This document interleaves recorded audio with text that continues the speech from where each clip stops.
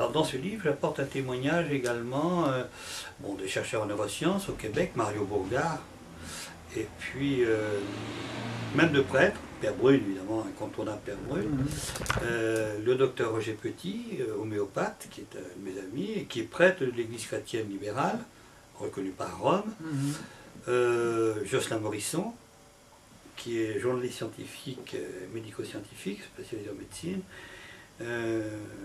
Emmanuel Ransford, avec qui nous partageons une théorie un peu commune avec quelques variables sur la psychomatière, le transport de la conscience, car la conscience n'est pas locale, contrairement à ce que veulent dire nos chercheurs en neurosciences. La conscience n'est pas locale. Oui. Alors quand nous décédons, notre conscience, qui a été construite à travers des particules élémentaires tout à fait spécifiques, n'a plus rien à faire dans notre corps physique. Pas du tout, c'est la mort, c'est ça en fait. C'est quand il y a un changement de plan, le corps physique. Oui, on appelle ça. Mais alors pouvez-vous nous expliquer, Monsieur Girard, justement, le rapport qu'il y a, qui vous paraît évident, entre le travail sur la matière et la question des incarnés? Pourquoi est-ce que c'est la même faculté qui intervient dans les deux cas? Au début, quand on vous a vu, regardez là, on vous voit en train de parler de vos travaux. Les premiers travaux, on se dit, bon, voilà quelqu'un qui s'intéresse à la parapsychologie, mais sous un angle qui n'a rien à voir avec la question de la médiumnité ou des incarnés. Comment vous êtes passé de l'un à l'autre déjà? Alors, passer de l'un à l'autre, c'est dans un parcours de recherche, je dirais que ça devrait être naturel. Ça ne l'est pas, forcément, parce que nous avons l'habitude en science de faire des dichotomies, on parle de la mécanique quantique, la mécanique relativiste, etc. On est toujours dans des schémas séparatistes, on va dire. Alors que la science est un tout, la nature c'est un tout. Il n'y a pas de séparation arbitraire à faire. Alors, en ce qui concerne la conscience, plus exactement l'action de l'esprit sur la matière, ça signifie quoi? Quand un sujet en laboratoire, moi ou d'autres sujets dans des laboratoires qui existent par le monde, pas en France bien sûr, n'en parlons pas, mais dans le monde il y a de nombreux laboratoires qui existent de recherche en parapsychologie, on s'aperçoit qu'un sujet peut à distance intervenir sur un générateur aléatoire. Qu'est-ce que c'est que ce générateur aléatoire? Souvent, ce sont des petites lumières qui sont dans une boîte et qui s'allument de façon tout à fait anarchique. Et le sujet tout d'un coup va donner de l'ordre dans tout ça. Et puis les petites lumières vont s'allumer dans un ordre qu'aura souhaité le sujet. Ça signifie quoi? C'est qu'à un moment donné, la pensée, cohérée, s'échappe, je dis entre guillemets, du cerveau, pour avoir un acte sur la matière, ou sur le vivant, puisqu'on parlera des expériences sur le vivant qui sont extrêmement prometteuses. Alors, quand on estime, et ça c'est depuis longtemps, mes premières théories en physique quantique ont fait allusion à cela, en faisant le lien avec les neurosciences et effectivement cette physique qui est la physique vraiment qui aujourd'hui fait Florès, mais à l'époque elle ne faisait pas trop Florès, c'était une histoire de physique d'initié. Eh bien, on est amené à penser que les connaissances scientifiques que nous avons actuellement, pour la majorité des nouveaux chercheurs en neurosciences, que la conscience n'est pas de même nature que le cerveau. C'est-à-dire qu'en fait, le cerveau serait au fond, à l'instar du téléviseur, quelqu'un qui accueille l'information. Un réceptacle. Vous avez tous un téléviseur chez vous, presque tous. Et au fond, ce téléviseur, c'est un lieu commun de le dire, mais ce n'est pas dans ce téléviseur que les émissions, les acteurs sont entassés et que tout d'un coup, dès qu'on allume évidemment le téléviseur, qu'on ouvre le téléviseur, on voit ces acteurs qui tout d'un coup s'échappent de la boîte. Non, ce sont des ondes hertziennes. Vous les voyez actuellement au moment où je parle, ces ondes hertziennes? Non, vous ne les voyez pas. Seulement ces ondes ont un contenu d'information qui est traduit à travers la parabole, comme disait Jésus bien entendu, à travers la parabole pour arriver dans le téléviseur. Et le téléviseur, avec son alchimie électronique, va transformer ces ondes que nous ne voyons pas, que nous n'entendons pas, en son et en image. Et quand on a compris cela, on a compris comment fonctionne le cerveau. Je m'attache, y compris dans ce dernier livre que j'ai commis, La science et les phénomènes de l'au-delà, à bien montrer avec comment on va dire, des images, à montrer ce schéma et pourquoi aller vers l'évidence, on peut parler d'évidence, que le cerveau fonctionne pareil. Alors, nous recevons des ondes d'information, compte tenu de notre hérédité, notre milieu socio-culturel. Nous allons retenir de cette information ce que nous permet notre cerveau. Vous avez des téléviseurs plasma, vous avez des téléviseurs LCD, vous avez des téléviseurs à LED maintenant, bon, qui n'auront pas la même qualité de réception que nos bons vieux téléviseurs. C'est exactement la même chose. Nous n'avons pas la même qualité de rétention mnésique de l'information, et heureusement, c'est ce qui fait notre diversité de personnages. Et donc, qu'est-ce qui va se passer? Notre cerveau est bombardé d'informations. Au moment où je parle, vous, téléspectateurs, ce n'est pas seulement des ondes acoustiques, ce n'est pas seulement des molécules en agitation dans l'espace qui se déplacent à 320 mètres secondes. Il se trouve que ce que je dis, je le prétends tout au moins, a un contenu d'information. Je vous explique quelque chose. Et ces ondes-là, qui contiennent une information, vont être enregistrées, peu ou prou, par votre cerveau, selon l'intérêt, encore une fois, que vous avez à le retenir. Donc, comme le téléviseur, quand nous choisissons avec notre télécommande tel ou tel channel, qui n'est pas de la même fréquence, et bien notre cerveau, sans parler de fréquence, il a une aptitude sélective par rapport, encore une fois, à notre génétique, ça ne faut jamais l'oublier, notre milieu socio-culturel, etc. Et puis nous avons un merveilleux magnéto ou graveur, lecteur de DVD en nous, qui s'appelle l'hippocampe. Et l'hippocampe va retenir tout cela. C'est un magnéto extraordinaire. Enfin, il y a d'autres sortes de rétention mnésique dans le cerveau, mais parlons de celui qui nous intéresse principalement, l'hippocampe. Alors, il va retenir même la mémoire intra-utéro, même les événements dans le ventre de la maman sont enregistrés. Fort heureusement, nous n'avons pas à distribuer toute cette information gigantesque que nous recevons. Et nous faisons une sélection, j'allais dire naturelle, de ce magasin que nous allons constituer au fil de notre vie.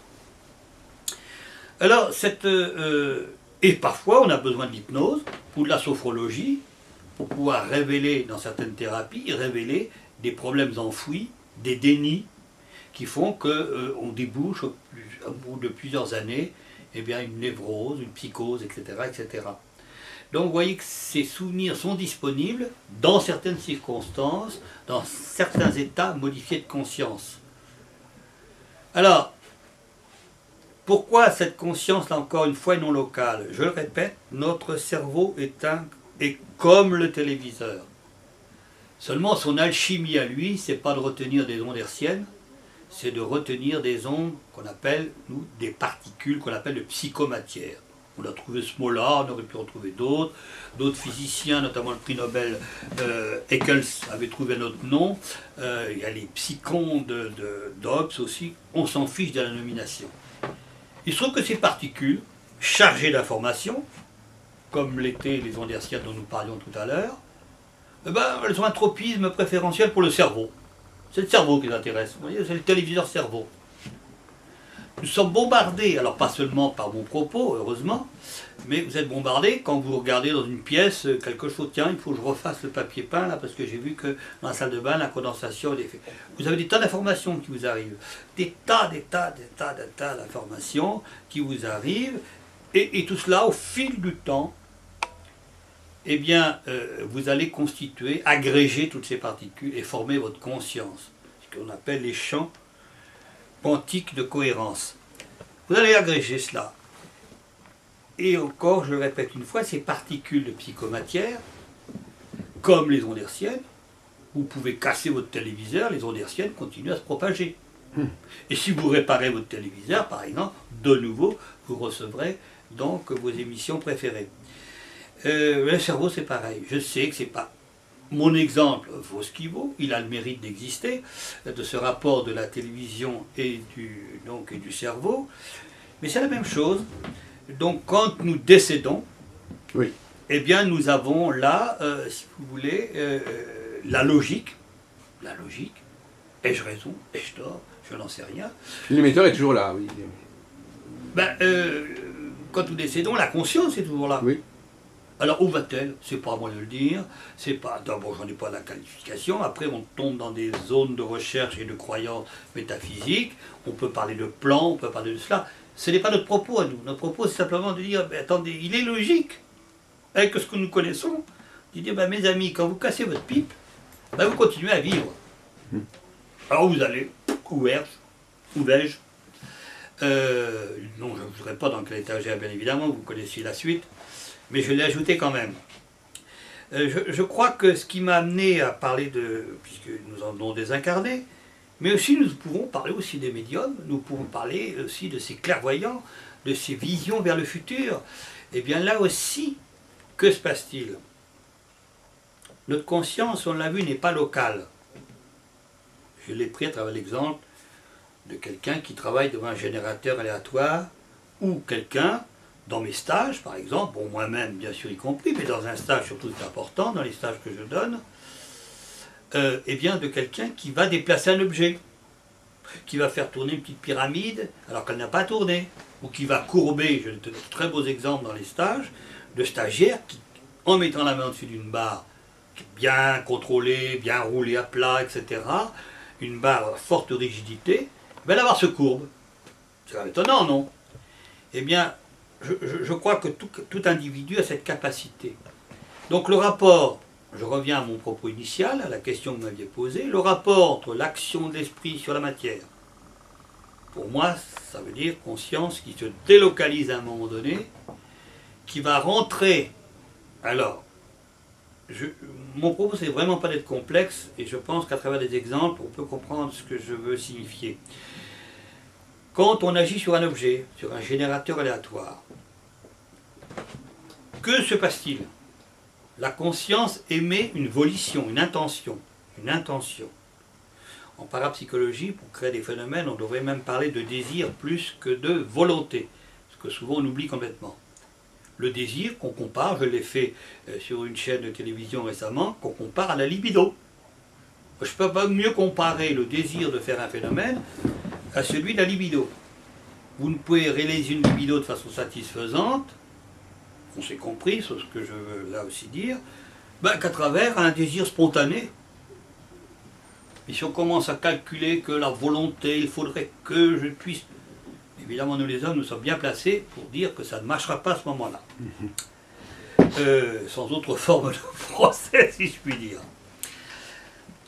Alors, exactement, mon propos revient là sur la notion d'action d'esprit sur la matière.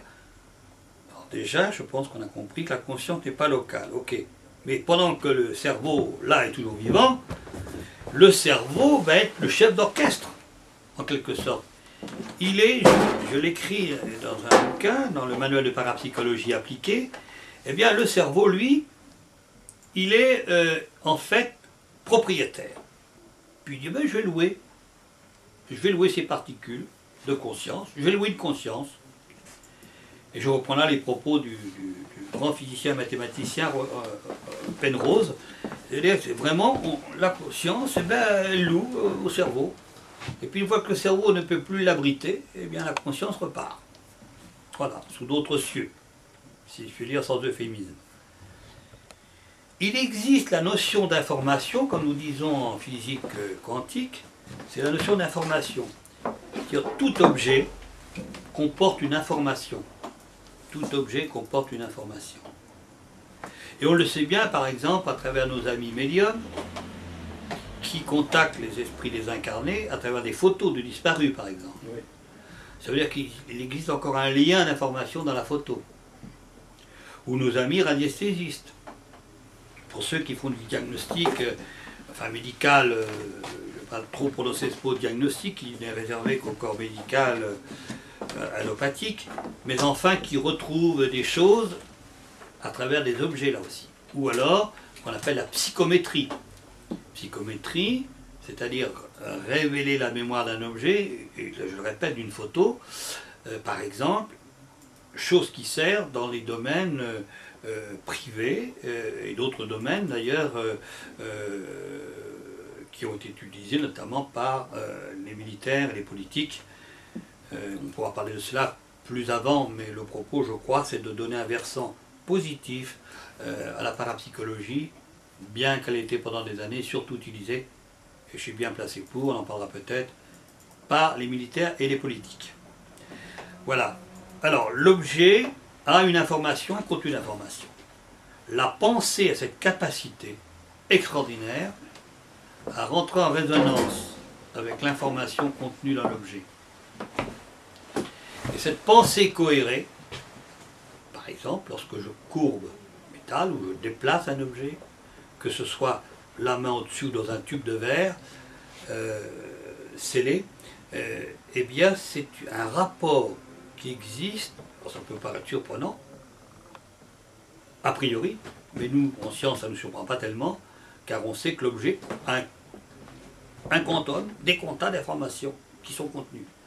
Et l'esprit, par sa cohérence, cette psychomatière, ces ondes de psychomatière, vont entrer en résonance, et par exemple sur une barre de métal, une barre d'alliage, etc., vont désorganiser les portions d'électrons, les électrons, qui tournent, qui gravitent autour du noyau, et ces électrons, il faut le savoir, quand même changent de position 1 milliard de fois par seconde, et ont des cycles d'1 milliard de fois par seconde. Donc quand vous désorganisez des portions d'atomes, comme ça, il y a une résonance qui va se faire, et qui va se propager un peu comme une onde sur ces matériaux, et va faire que l'objet va se courber à la volonté du sujet.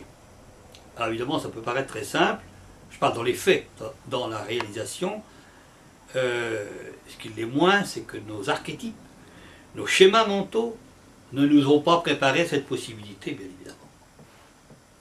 Et c'est là où se pose le problème, si vous voulez, de notre société qui ne peut pas admettre qu'un phénomène comme cela existe. Donc c'est un véritable changement de paradigme auquel nous assisterions. Oui. Et il faut le dire. Et les choses bougent, mais de là à admettre vraiment ce qu'on appelle les phénomènes macro-physiques de la parapsychologie, il y a un pas qui est difficile. Et je crois que pour l'instant, la voie, la porte qui s'ouvre, ce sont des expériences qui sont effectuées sur le plan de la microphysique. Est-ce qu'on pourrait dire, Monsieur Girard, pour faire la connexion, que le monde, la réalité telle que nous l'apercevons, parce que j'ai été frappé dans une de vos interviews quand vous dites « j'imagine à l'avance le résultat ». J'imagine à l'avance que la barre va être tordue, par exemple. Donc ça veut dire qu'il y a un pouvoir de la pensée, comme si le monde, finalement, n'existait que par rapport à notre pensée, en fait. C'est la notion de désir, là, quand on désire quelque chose, on imagine... Vous projetez une image, et après, la réalité va se conformer à cette image, en fait. Oui, ben c'est tout le problème de la visualisation, intention, visualisation et concrétisation, en fait, du phénomène. Et intention, visualisation, et ensuite, eh bien, le désir qui est toujours associé. Et c'est ce que nous disons dans nos stages. Malheureusement, j'ai encore quelques stages en 2011, et après, je suis amené normalement aller aux États-Unis. Je suis co-scénariste d'un film, comme je l'ai marqué. Ça t'est remis un peu si dédié, tant mieux, parce que c'est un tel moment de bonheur, ces stages. Et je crois que c'est le dernier je fais à Paris, le 12 et 13 mars. Eh ben, peut-être que on va l'annoncer, de toute façon. Oui, il n'y a plus que 4 places, je crois, des places. Mais peut-être on en ferait un s'il y avait beaucoup de monde. Voilà.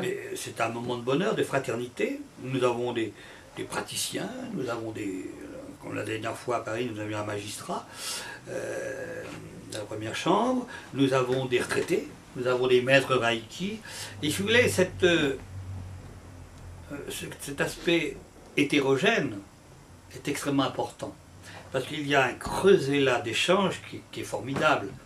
Quand je fais des exposés dans une fac de médecine sur les relations de l'action de l'esprit sur le vivant, ben évidemment le sujet est très sérieux, puis ceux qui ont la gentillesse de m'écouter sont des gens où ça ne les intéresse pas forcément d'aborder d'autres sujets que celui focalisé sur leur discipline. Mais là, sur ce stade, je prends un bonheur extraordinaire. Un bonheur extraordinaire, et je pense, d'après les mails que je reçois ensuite, que nos amis stagiaires ne le regrettent pas non plus. On pourrait imaginer une humanité où tout le monde aurait une humanité où la réalité serait constamment subjective, en fait, c'est-à-dire que où les humains seraient toujours constamment capables de transformer les choses. On peut l'imaginer, et je crois que... Mais ça, est-ce que ce serait vivable d'ailleurs, ce genre de... où tout serait constamment... où la réalité des choses serait constamment en mouvement, en fait. Quand on a des... Par exemple, on serait en train de discuter, et puis à n'importe quel moment, on pourrait changer la forme d'un objet, et même agir aussi à distance sur la personne, en fait, comme vous l'avez dit vous-même.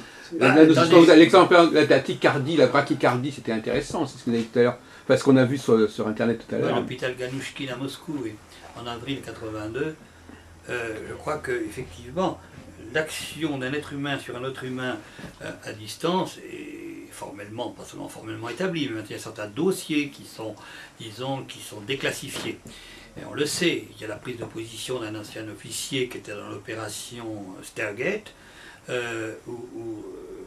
que j'étais participant rapporté pendant 11 ans, puisque après, peut-être plus loin, après un enlèvement un peu... Oui, on a vu ça tout à l'heure. Vous le racontez sur une vidéo, oui. Sheraton, Mexico City. Bon, je dirais que l'influence à distance existe. Et les programmes qui étaient faits à l'ouest comme à l'est, où ils étaient beaucoup plus en avance là-dessus, on peut vraiment influencer, bon, il faut être des sujets psy déjà, avec une certaine maîtrise de leur phénomène. On peut influencer véritablement mais comment se fait-il que, une question qui paraît fondamentale, comment se fait-il que, au fond, ces pouvoirs aient en quelque sorte disparu? Pourquoi est-ce qu'ils sont... On pourrait imaginer une civilisation... Pourquoi est-ce qu'ils ont été en quelque sorte comme expulsés de notre société, de notre conscience? Comment se fait-il qu'ils soient aussi peu utilisés, aussi peu pratiqués? Est-ce qu'il s'est passé quelque chose? Est-ce qu'historiquement, il y a un moment donné où on les a bannis, on les a exclus de notre mode de fonctionnement? Ils auraient fait l'objet d'interdits, puisque finalement ils ont existé, puisque ça fait partie de la nature humaine. Donc pourquoi est-ce que nous vivons dans une civilisation qui les a aussi marginalisés? Est-ce qu'il y avait des raisons, à votre avis, à cette marginalisation, et même à cette espèce d'amnésie par rapport à ces facultés? Nous ne sommes plus dans l'âge de lumière. Je crois que aussi cette période de l'âge de lumière a quand même castré pas mal de choses. Alors c'était nécessaire aussi pour qu'il y ait un peu plus de discernement dans les choses. Hein. Mais je pense que notre société, dans l'émergence des phénomènes que peut produire un être humain, ont profondément changé. C'est-à-dire qu'en fait, il y avait des éléments qui existent toujours, d'ailleurs dans certaines peuplades et tout, il y a encore des phénomènes assez extraordinaires qui n'ont rien de comparable avec des bars qui se déplacent, ou des choses comme ça. Il y a des choses qui se passent qui sont encore, qui sont pas des résurgences, mais des continuums d'anciennes civilisations. Il se trouve que le phénomène de parapsychologie a été pris en compte assez tardivement. Il y a eu la période du spiritisme, que nous connaissons, des époques 1890 et plus, et 1900, etc., tout ce qui a débuté de ce XXe siècle, où nous avions des médiums à effet physique, qui produisaient des ectoplasmes, etc. C'est une période où il y a des choses extrêmement intéressantes, que nous avions décrites de Camille Flammarion notamment, avec Zapia Palladino, et puis d'autres sujets comme Douglas Home, qui était là, sans doute l'un des médiums les plus remarquables de cette époque, qui faisait des lévitations corporelles au vu et su de tout le monde, de façon extraordinaire. Et puis on a eu une période, merci, on a eu une période intermédiaire où là a commencé, avec le spiritisme, c'est un petit peu éteint, en quelque sorte, sur ce qu'on appelle les manifestations physiques du spiritisme, est un peu passé à la trappe, un peu, etc. Et pour faire place à des gens comme Joseph Banks Rhine, à la Duke University, qui a été avec sa femme, là, le premier investigateur des phénomènes dits de parapsychologie, à travers justement des lancers de dés, où il a pu étudier sur des milliers de lancers de dés l'action de la psychokinèse, donc de l'action de l'esprit sur la matière, avec son collègue le docteur Zenner, qui a été l'initiateur des cartes qui portent le nom de ce docteur, qui sont des symboles, que nous utilisons dans les stages d'ailleurs pour faire des approches de la télépathie. Et Dieu sait si les stagiaires sont surpris de voir que la télépathie, oui, à condition d'être dans l'évidence de sa réalité. Le mot, je lancerai peut-être volontiers ce mot au cours de notre entretien. Oui. C'est être à un moment donné placé, et ça c'est vrai que nos stages le permettent. On ne croyez pas que je suis une promotion complètement folle sur ces stages, vous savez, ça prend sur mon temps, et c'est pas l'association que j'ai créée qui me permet de vivre, vous l'imaginez. Mais c'est encore une fois, un tel moment agréable à vivre. Un éveil. Que de voir, puis un éveil qu'on apporte là aussi aux autres, de voir que certains états modifiés de conscience amènent à l'évidence. Et quand le sujet, le stagiaire se trouve dans l'évidence, je dis bien l'évidence, pas la croyance, pas suffisant de croire que le phénomène est possible. C'est pas évident. Et tout d'un coup, on est passé devant l'évidence. Comme moi, je me gratte la tempe, je suis passé dans l'évidence que je peux le faire. Voilà. Et là, il se passe des choses extraordinaires, et les personnes qui n'auraient pas cru en arrivant qu'elles pouvaient, en repartant, être porteuses de ces phénomènes, quoi.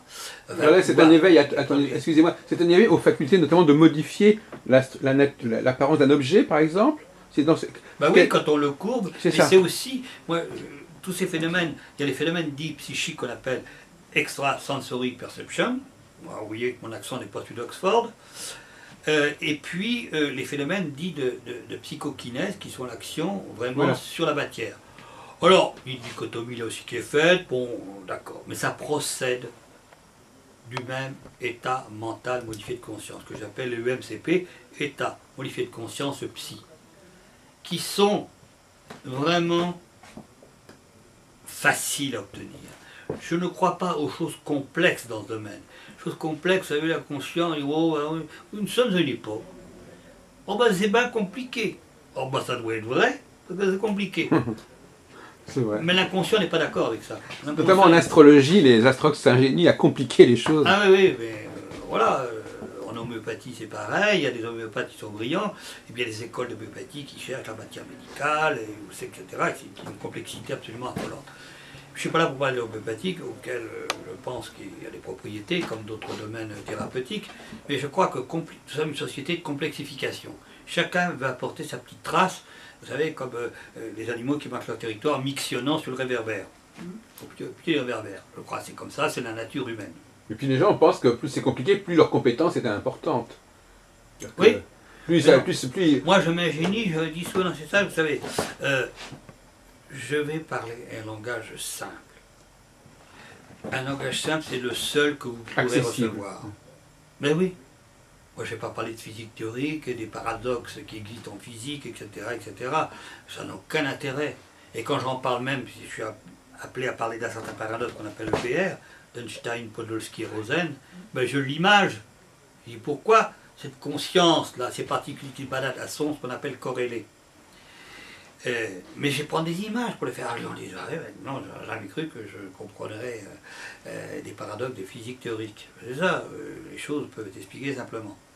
Alors, pour revenir à notre propos, vous savez, la télépathie, toutes ces communications d'être à être, de projection mentale, on le fait pour faire référence à Zenner, qui il y a très longtemps a créé ces cartes, qui étaient simples, ces cartes étaient simples, étoiles, vagues, etc., carrés, etc., ronds, qui sont dans nos archétypes. Lorsqu'il a inscrit plus profond nos archétypes, il n'a pas pris des figures complexes. Mais ensuite, c'est vrai que les bons télépathes transmettent des images absolument complexes et tout, etc., etc. Mais il ne faut pas... C'est le principe de dire, moi je peux communiquer à celui qui est en face dans les ateliers, je peux communiquer l'information. Transmission de pensée. Il y a un rôle d'émetteur-récepteur, récepteur-émetteur. Alors je crois c'est un travail du fourmi que je fais. C'est des centaines de stages que j'ai fait depuis que j'ai commencé à faire des stages. J'accélère un peu le nombre de stages que je fais dans une année maintenant parce que effectivement je débute ma 69e année et j'ai encore la pêche. Vous verrez dans certaines vidéos pour faire des choses, mais je suis aussi conscient que faire ces stages, il y a une espèce de multiplication qui se fait à un moment donné. Ben oui. de connaissances. Et c'est mal. Tu sais, j'ai assisté à un stage de Girard. Ah bon, écoute, moi j'ai vu. Je peux te dire que c'est vrai. Mais je l'ai fait moi. Alors, donc, souvent, regardez le christianisme, enfin je ne me compare pas du tout au Messie.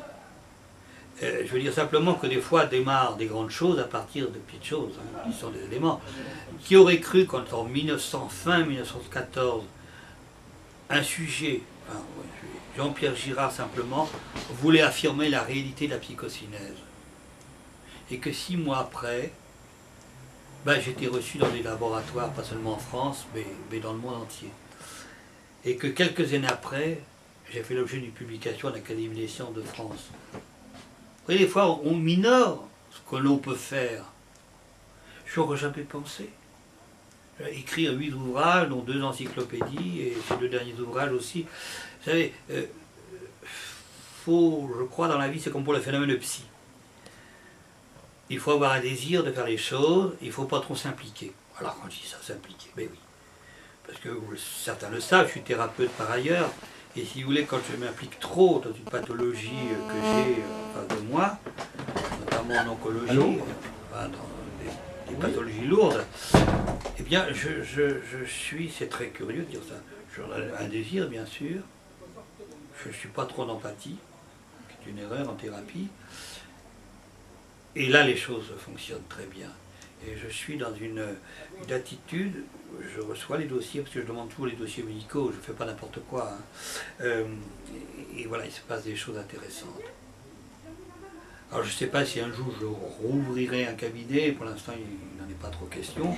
C'est ponctuellement que j'aide le contemporain dans la souffrance. En grand ou vers en Oui, je fais des zooms sur... Non, en même temps. À un certain moment, je vous parle, à tout moment, je fais un zoom sur le film. Et ça colle quand même. Oui, ben je ne connais rien. Ça illustre. Très peu. Ah non, cette séquence à retenir. Il y en a quelques séquences, comme dans un tube de verre, là où je transforme les matériaux qui deviennent magnétiques, et qui n'étaient pas magnétiques avant de mettre dans le tube scellé. C'est pas des séquences de transformation de la matière. Et là, voilà cette expérience qu'il faut absolument que vous reteniez. Cette séquence où dans un tube de verre, bon, on peut la commenter après tout. Allez-y. Dans un tube c'est une des belles expériences que j'ai pu récupérer de laboratoire, du centre technique d'aluminium, boulevard Grenelle à Paris. Ce matériau qui a été enfermé dans un tube de verre est non magnétique. Évidemment, le tube m'est apporté au dernier moment, après une fouille. À chaque fois, j'ai rentré dans un laboratoire pour savoir qu'il n'y avait pas des artifices.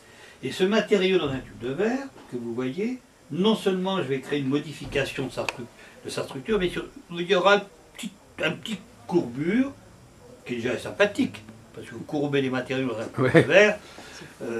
Voilà, c'est quand même une expérience qui est assez intéressante. Et on va voir que l'expérimentateur, le professeur Charles Cruissard, va pouvoir, à l'aide d'un aimant, pouvoir attirer la barre, qui n'était pas magnétique avant. Alors pour un physicien... Vous l'avez rendu magnétique. Oui. Ça fait des ordres pour un physicien, dans les chaumières. Hein. Voilà. Et vous voyez, table de verre, contrôle, vous apercevez même un miroir derrière qui permet, là je ne sais pas si on va le revoir, un miroir derrière qui permet de savoir s'il n'y a rien de suspect derrière moi. Oui. Parce que souvent certains critiques, notamment les sionistes, disent oui, c'est folklorique et tout. Pas folklorique. On n'est plus des scientifiques des années 1910. Hein. Là, on est devant des gens qui mettent leur réputation en jeu. Alors, regardez, il y a déjà une courbure. C'est intéressant, une courbure, quand même, déjà, pour un physicien. Mais ça, ils étaient habitués, ça ne les a pas trop surpris. Par contre, tout le long, ce qu'ils appellent du fût, vous allez avoir une attirance par un petit aimant, un petit conal, qui va attirer tout le long. Alors, pour un physicien, ce qui est extraordinaire, c'est toute la barre qui est magnétisée. C'est-à-dire qu'il y a un changement de structure. Quand vous mettrez le son, si vous le mettez, je ne sais pas, le physicien dit ben, nous avons un changement de structure tout le long. Alors qu'en fait, il fallait une application mécanique de 1 tonne centimètre. Ça veut dire qu'au fond, j'ai appliqué 18 tonnes, mais pas appliqué de façon à l'intérieur du matériau. Là, on voit la première expérience au tube de verre que j'ai faite en labo. C'est en quelle année à peu près pour situer, monsieur? Comment? En quelle année ça a lieu, ça? Là, ça a lieu dans les années 75, 76, je pense. À peu près 35 ans, il y a. Et oui, hélas. On vous connaît quand même. Oui, mais depuis, on a fait des expériences plus récentes, et notamment sur des générateurs aléatoires, mais très particuliers, sur des émetteurs de photons, où j'ai modifié le trajet de photons dans l'espace. Alors, pour un physicien, ça aussi est intéressant. À la limite, nos amis physiciens qui abordent du bout des doigts ces phénomènes sont plus surpris, parce que vous venez de voir là sur une barre, plus surpris parce qu'on dit comment c'est pas avec une pince à épiler que Girard va déplacer les photons quand même, hein, ça paraît. Voilà, sur un jeteur aléatoire. Et ça c'est une belle expérience que j'ai faite à Genève, à l'Institut de psychophysique. Et là pour moi c'est les premières expériences en tube de verre. J'ai pu récupérer après des années ces séquences. Alors après j'en ai fait beaucoup, y compris durcir du métal, faire fondre du métal. Des images d'archives, oui. Oui, oui, c'est archivé ça. Ça c'est extraordinaire. Oui, oui. Quelle émotion! Là aussi, je ne pensais pas pouvoir le faire. C'est-à-dire que nous avons une graduation dans l'importance des phénomènes qu'on m'a proposés. On ne m'a pas proposé du jour au lendemain. Au début, on a constaté des courbures. Vous avez une séquence qu'on passera peut-être tout à l'heure, justement du film avec Burt Lancaster. On en a vu tout à l'heure un sur morceau. CBS News, où vous avez un barreau absolument impressionnant. Si vous avez regardé toute la séquence, après une télékinésie sur des objets, vous avez un barreau qui est énorme, qui s'est courbé, et j'étais sous électrocardiogramme. Vous avez vu cette séquence, oui. Dr Osterman. Mais nos amis physiciens nous disent, bon, on ne va pas se contenter de ça. Et un jour en laboratoire, on me dit, écoutez Girard, c'est formidable ce que vous faites, d'accord. Est-ce que vous ne voulez pas essayer de durcir du métal, par exemple? Vous avez une barre d'alliage, hein, pour un simple métal, de quincailler. Ben, vous ne voulez pas durcir du métal? Ben, j'ai dit oui, ben, durcir c'est une barre. Oui, oui. Mais sous tube de verre, parce que j'avais déjà fait l'expérience sous tube de verre. Je dis oui, pourquoi pas. Et je prends un tube de verre, et je durcis le métal à l'endroit où je l'ai. Et je le durcis d'une façon telle qu'aucun moyen physique connu ne peut, actuellement en 2011, reproduire le phénomène. Rien que ça, c'est une preuve de la psychocinèse. Alors quand vous bagarrez, comme je le fais depuis des années, des décennies, je peux dire maintenant, vous êtes toujours surpris qu'il y ait autant de prévention. Bien que les jeunes physiciens maintenant sont plus ouverts, il y a des discussions, il y a même des thèses qui sont faites à mon sujet, et je trouve ça très, mon nombril se porte pas plus mal ni moins bien. Simplement, je dis que le phénomène pour lequel je me suis battu commence à avoir une petite lettre de noblesse. Puis un jour en laboratoire, on me dit, Girard, est-ce que vous pourriez adoucir? Alors ça veut dire quoi adoucir? Ça veut dire simplement rendre mou un matériau qui est dur, donc le contraire. J'avais fait ça à Lyon, où j'avais réussi à faire ce qu'on appelle une pseudo-fusion à 800 degrés Celsius sur une barre d'alliage de fusée ou d'avion. C'est des alliages qui sont assez complexes, qui ont une flexibilité importante, une résistance mécanique très élevée. Et puis, on voit la photo d'ailleurs, je crois, dans ce film, ça c'est la télévision suisse romande, mais dans ce film, on voit à un moment donné la séquence, je crois, où on montre en photo une petite barre qui est emmaillotée avec du fil. On a peut-être vu ça dans une des séquences, je ne sais pas. Et François de Closet réunit, le journaliste scientifique que certains connaissent parmi vous, réunit vraiment un réopage de scientifiques extraordinaire. Il y avait Louis Le Prince-Ringuet de l'Académie des sciences, le président lui-même, Jean-Jacques Triat, de la même académie. Nous avions à l'époque le garde des Sceaux, Georges Kijman, avocat là aussi bien connu, et nous avions le grand patron du CNRS, qui était là, du beau monde, peut-on dire, puis d'autres voilà, qui étaient là aussi. Et puis, l'expérience a consisté à dire, mais dites donc, on a appris, monsieur le professeur Couissard, nous avons appris que Jean-Pierre Girard avait fait fondre, entre guillemets, des matériaux à Lyon. L'expérience qu'on aimerait voir faire aujourd'hui, eh bien, c'est de réaliser la même expérience. Alors évidemment, je ne savais pas du tout quelle sauce allait être mangée, j'avais un petit peu fouillé avant, table de verre, manche relevée, etc. Et j'attendais quelle sauce, quelle torture on allait m'infliger, entre guillemets.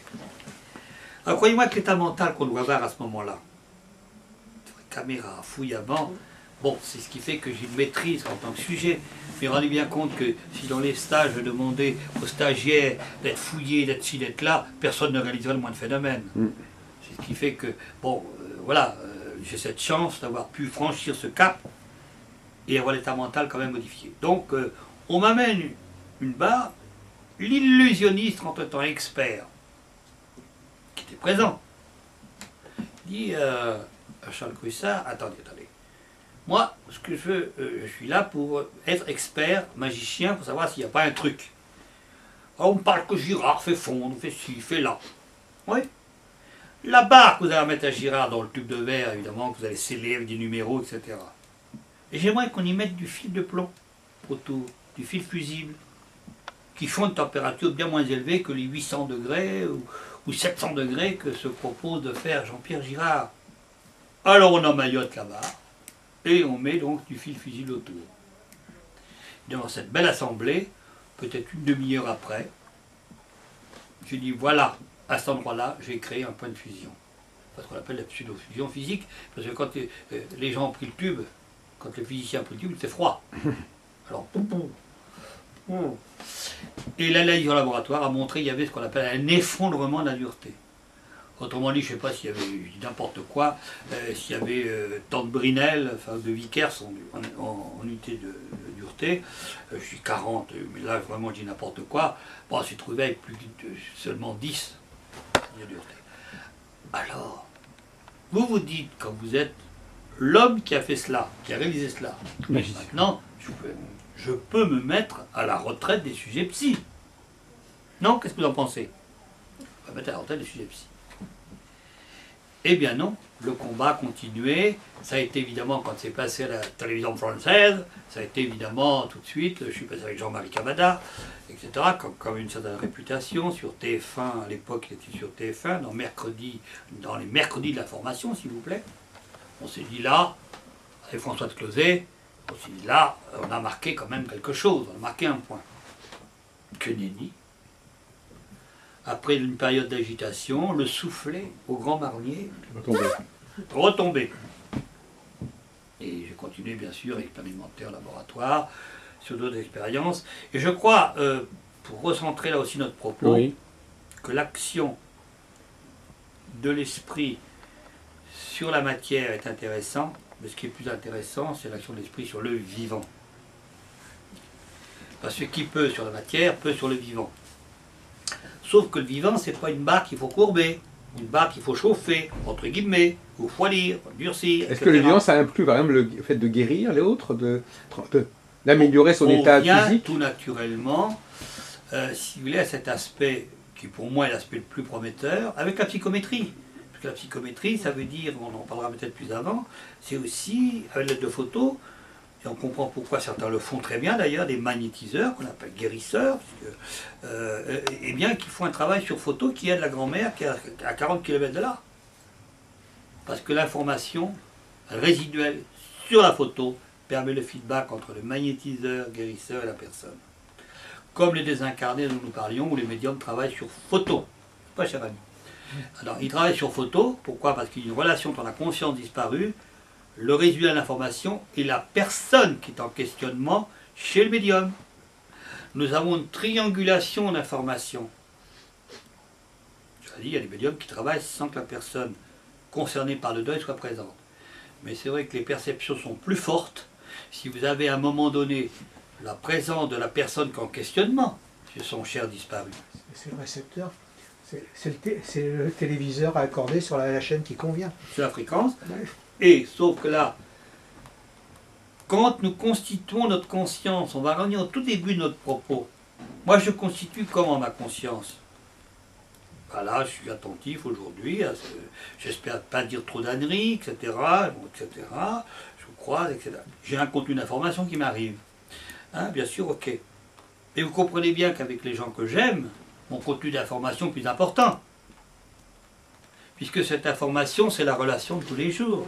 Une maman qui a perdu son fils, vous comprenez bien que dans sa conscience est construite de façon importante sur cette relation avec le fils. Donc ce qu'on appelle nous l'information. Une imprégnation. Une imprégnation, la conscience, bloum, bloum, bloum, elle est agrégée, je ne sais pas, 20%, 30%. Mais notre conscience n'est pas agrégée que des choses agréables. Il faut que je pense à payer mon tiers provisionnel. Il faut que j'invite ma belle-mère à manger dimanche. Bon, donc la conscience, elle est meublée d'informations qui vont se constituer comme ça au fil des décennies jusqu'à notre mort physique. Alors, c'est vrai que lorsque le médium interroge la conscience disparue, il y a, qui le veuille ou non, il y a quand la personne est présente, en photo, mais quand la personne est présente, qu'elle est en questionnement du deuil, évidemment que la richesse d'informations peut être plus riche à obtenir de la conscience disparue, puisqu'il y a une triangulation d'informations. Alors je reviens, parce que là je me suis un peu dispersé peut-être, pour revenir à l'action de l'esprit sur le vivant.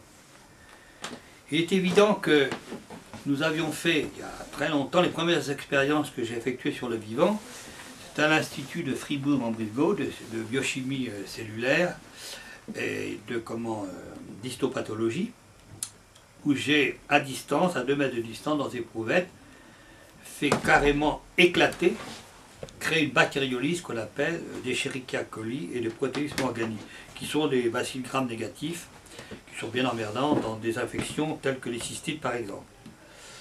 Alors c'est intéressant, c'est de savoir que ce n'est pas seulement les bars qui peuvent être là, on a vu, et puis nous avons fait d'autres expériences, toujours in vitro, et ensuite des expériences in vivo. Expériences que nous poursuivons aussi actuellement sous la discrétion évidemment à une université dans le Bade-Württemberg à Heidelberg. Nous avons fait des expériences ici en France, dans des centres hospitaliers, où nous devions avoir des publications, mais nous connaissons la prudence évidemment du corps médical. J'ai quand même collaboré 18 ans comme expérimentateur de molécules nouvelles à l'hôpital, notamment en oncologie, puisque j'ai moi-même déposé des brevets de produits pharmaceutiques, qui pour certains sont encore à la disposition du corps médical actuellement. Donc si vous voulez, j'ai un parcours qui fait que quand je parle de guérison, d'action d'esprit sur le vivant, ou que moi-même j'interviens comme thérapeute, bon, il se trouve les quelques connaissances médico-scientifiques que j'ai me permettent de ne pas faire n'importe quoi. Oui. C'est pas une barre que nous avons là. Et nous avons eu des succès évidemment thérapeutiques, dont certains m'ont coûté mon poste de dirigeant de laboratoire pharmaceutique. Et voilà, sur un plateau où j'étais invité, il y avait le président de l'ordre des médecins, qui était donc à ma gauche, le président Lorta Jacob, et le journaliste m'interroge, parce que l'information avait été un peu échappée, j'habitais Paris à l'époque, l'information était un petit peu, qui devait rester discrète, un petit peu était mise à la disposition de journalistes, et voilà, bon, de journalistes, petit cercle certes, mais oui, mais vous avez fait remarcher un homme politique connu, dont on n'aura pas le nom, etc. Enfin bref, qui était totalement, hélas, hémiplégique par un AVC, un accident vasculaire cérébral extrêmement gravissime. Alors c'est là que je dis sur le plateau, attendez, j'ai peut-être une responsabilité dans cette guérison. Je ne sais pas le pourcentage, je n'en sais fiche rien. Mais ce que je sais, c'est que les guérisons les plus importantes, les plus, voyons même spectaculaires, alors en l'occurrence c'était le cas, puisqu'il était condamné par l'Académie pratiquement de médecine, sont obtenues avec vraiment l'accord, où le patient est acteur également de sa guérison. J'ai des résultats qui sont très intéressants, certes. J'ai toujours ces résultats sont intéressants parce qu'il y a eu un partenariat dans la guérison. Vous ne soulagez personne, ou très peu, ou de façon fugace, si vous n'avez pas cette espèce de feedback entre le thérapeute. Mais c'est valable pour d'autres disciplines, je ne parle pas seulement de Jean-Pierre Girard, intuitif personné. Il y a d'autres disciplines, que ce soit médecine allopathique, que ce soit des médecines différentes, des médecines alternatives. Vous n'avez des résultats que si vous avez vraiment un mariage entre le thérapeute et le patient. J'en suis convaincu. Je parle là de pathologies graves, hein, je ne parle pas des petits mots qui peuvent nous assaillir dans le quotidien. Alors j'explique ça en disant, je me tourne vers le président de l'ordre, et je lui dis, écoutez monsieur, puis on dit monsieur, un prof de médecine, je dis monsieur, il serait peut-être utile, au fond, d'étudier les relations qui existent de guérison entre un être humain et un autre être humain qui a de la souffrance. Moi je connais des magnétiseurs, des guérisseurs qui seraient prêts à faire bénévolement se faire étudier dans vos services. Alors recevez-les, ils seraient prêts. Alors évidemment, là c'était une attitude très gênée du président de l'ordre. Et puis mon laboratoire à l'époque, réunion du conseil d'administration, évidemment m'a viré du laboratoire où j'étais employé comme directeur. C'est pas très grave, j'avais 2 molécules intéressantes en poche et j'ai retrouvé un laboratoire très rapidement bien sûr. Mais enfin c'est dire que l'ostracisme qui existe dans de beaux pays, alors que j'ai trouvé porte ouverte évidemment dans d'autres latitudes pour faire vraiment des choses intéressantes. Alors, je crois que l'avenir, au fond de la parapsychologie, parce que je suis un homme délibérément optimiste, mais pas comme ça fantaisiste, on pourrait croire, bon je suis un peu, pour ceux qui me connaissent, je peux paraître un petit peu, oui fantaisiste, ayant un peu le trait facile d'humour, mais je crois que l'avenir de la parapsychologie va se situer au niveau interrelationnel, comme Jacques, que tu le disais tout à l'heure, je crois, où les gens auront des capacités comme ça qui vont se dessiner. Au fond, il y aura peut-être plus de franchise dans les relations. Sans rentrer dans le mentalisme qui existe, les mentalistes, qui va analyser les comportements, mais je crois qu'il va y avoir des choses qui vont peut-être, bon, je suis peut-être trop optimiste, mais surtout dans l'aide qu'on pourra apporter à ses contemporains. L'aide qu'on pourra apporter à ses contemporains. Parce que je suis convaincu que lorsqu'on est en affect profond, en humanisme tel que nous pouvons le concevoir, et je ne dis pas que plus personne ne va souffrir de cette planète, mais je crois qu'on va pouvoir donner une dimension, notamment dans le bien-être, qu'on a déjà par certaines approches. Je ne suis pas le seul à proposer cette approche, mais je crois que la psyché a un tel rôle sur l'humain qu'il ne faut pas se contenter de dire que les militaires ont utilisé cela pour l'influence à distance. Bien sûr, j'ai rien à dire, 11 ans de service de renseignement. Mais je crois que moi je veux voir, et je pense que maintenant, comme les langues se délient, les dossiers sont ouverts, des dossiers sont déclassifiés, on voit ce qui peut être fait. Alors paradoxalement, je crois qu'au niveau, là aussi, archétypal, c'est peut-être un grand mot déjà, parce que les archétypes ne se font pas en une demi-génération, mais je crois que le fait que le public sait que les militaires ont utilisé pendant 25 ans, pour ce qui concerne les États-Unis, des sujets psy pour faire de l'espionnage à distance, bon, 11 ans seulement pour la CIA, je crois que c'est un paradoxe, ça peut faire peur, mais ça veut dire quoi au niveau populaire? Ben, ça veut dire au niveau populaire, si les militaires ont utilisé pendant, ils ont dépensé 20 milliards quand même, c'est le Pentagone qui l'a dit, le Pentagone qui l'a, le 25 septembre 1995, qui a dit oui, nous utilisons des espions psy. Alors, je dirais qu'on pourrait rougir de cela, moi je pourrais rougir d'avoir été de travailler pour un gouvernement à faire d'espionnage. Je ne rougis pas parce que ça veut dire qu'à la limite, maintenant, je comprends que ça donne une touche de crédibilité. Les gens disent, attendez, les Américains ils sont ce qu'ils sont, c'est peut-être des grands gamins quelque part, mais ils ne mettent pas 20 milliards sur la table, c'est ce qu'a coûté l'opération. 20 milliards sur la table, si ce que font ces sujets-là, c'est de la bibine. Mais ils le savent que ça marche, ils le savent très bien que ça mais marche. Le savent, la preuve. Le problème, c'est qu'il y a tout un tas de lobbies à côté, oui. Qui eux, ça va mettre leur job complètement à plat, etc. Et qu'eux ne veulent pas que ça marche. Et qu'eux ne veulent pas que ça apparaisse sur le... pour ça que c'est caché, pour revenir un peu à ce que disait Jacques tout à l'heure. Pourquoi, brutalement, comment se fait-il que ces choses-là sont perdues ou ont été... C'est peut-être... Parce que c'est pas qu'elles ont été perdues, je pense.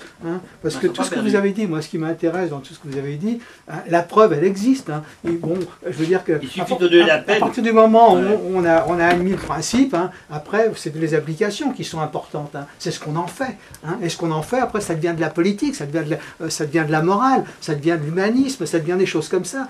Et je pense que la masse critique actuelle de l'humanité, du moins ceux qui tiennent Important, la les masse pouvoirs, ceux qui prennent Oui. les pouvoirs, ceux qui détiennent l'argent, le pouvoir, etc., eux ne sont pas encore câblés, hein, pour aller dans ce sens-là, c'est tout.